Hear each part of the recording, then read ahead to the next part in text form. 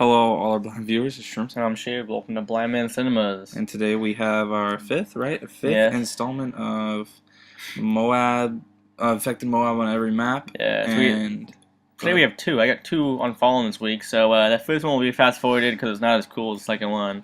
The second one though will be regular time. Mhm. But yeah, so yeah, MOAB's awesome, whatever. Yeah. But that's just besides. This is background stuff we'll talk about. Today, I guess we'll talk about some crazy stuff that happened in my classes this week. So it happened. It's been happening this whole week. There's this one kid in one of my classes. We're gonna call him Fred. Okay. Fred has been showing like the people that he hangs out with, me and a couple other people, some really amazing magic tricks, like the this that magic trick, the like crazy teardrop warp magic trick. The hell? The cards, it's the one where like half of it's normal card, half of it's not somehow.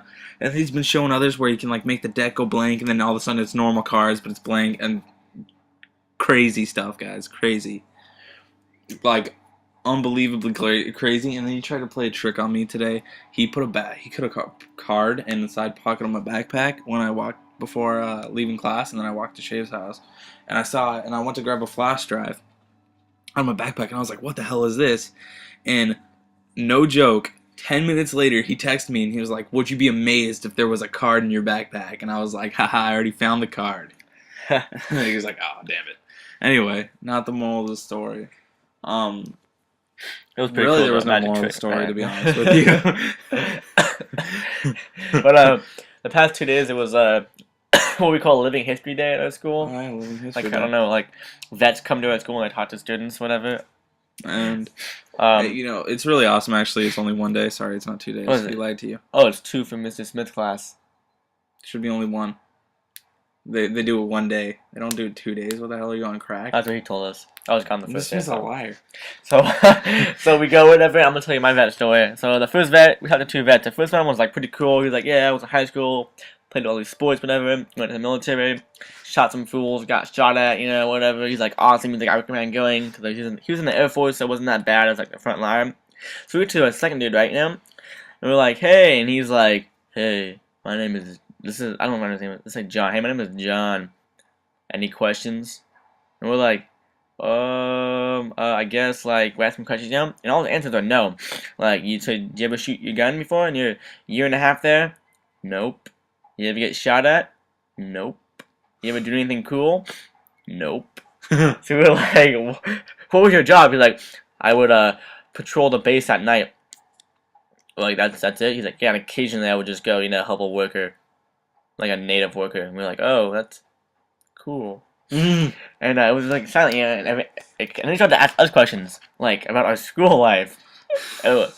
It got really retarded, like, because one, he didn't have any, it was a group of 5, and me and my friend had to ask all the questions, because these other 3 kids, like, were just doing it, and there's a mental kid there, too, so. Oh, God. And it was horrible, because, like, they wouldn't ask any questions, so we kept asking the question, and he was, no, like, his life sucked there in the military. He's like, so would you, like, go back there if you could? He's like, no.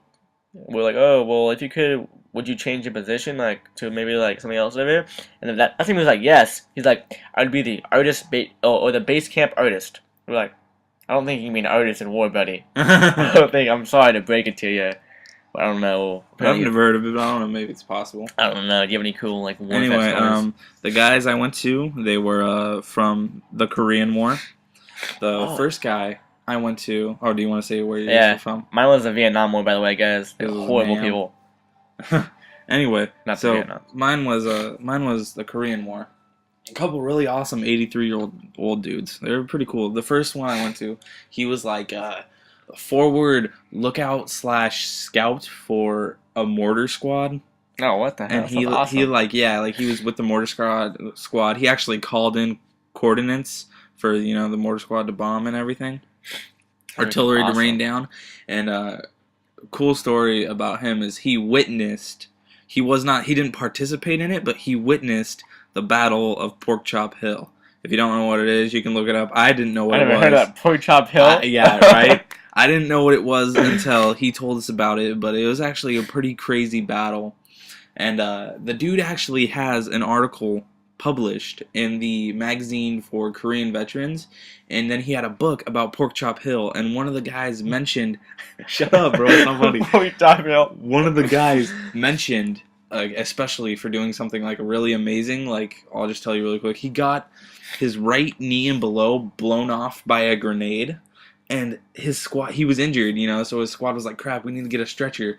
So instead of like dragging him along, his squad decides, we're going to have to leave you here while we go and get a stretcher. Is there anything you want to leave us with? Leave you with, because his gun was jammed. He got his gun jammed, and then the grenade got and blew his leg off. The dude, this is not the veteran, by the way. This is a separate guy that wrote the veteran a letter after seeing his published article. So he was like, the guy was like, just, post me or just put me up in the trench with a box of hand grenades. And they were like, okay, we'll just leave you with a box of hand grenades. So a squad goes off, and then he was there for 2 days by himself with no right leg, basically. 2 days. How do you survive that? Every time he heard a Chinese voice, he'd pull a pin and throw it where he heard it. And he said every time the grenade went off, the voices stopped. And nobody came near him after it blew up. After every time, it happened again. Anyway. Yeah, so that was pretty awesome. And the dude talked about how he was lucky after 5 days after leaving his post that was stationed so he could see Pork Chop Hill and Old Baldy, which was where the Chinese were. The Chinese actually sent like a little assassin squad. I forgot what he called it, but there was a name for it. Anyway, they sent a little squad up there, and they killed the new mortar squad replacements that went for his squad. They snuck into the bunker at night and they killed them all. So 5 days after, he could have been there. It was so lucky that he wasn't. Yeah. But anyway, besides we realized we're gonna be we talked for a little bit longer, so we 2 times the first video. So just ignore that part. Anyway, so the second guy I talked to be honest, what? It's funny how you just add that in there. Shut up. Anyway, the second guy I talked to be honest, he was kind of boring. He was a veteran. Or, yeah, of course he was a veteran. He was a veterinarian in, what's it called? Korea, but it's not what you think. A veterinarian, I guess, in the military means that you inspect food. What the hell? That's his job? That was his job. He had a degree of agriculture from the University of Iowa. So the military found out he had one, and they made him inspect food.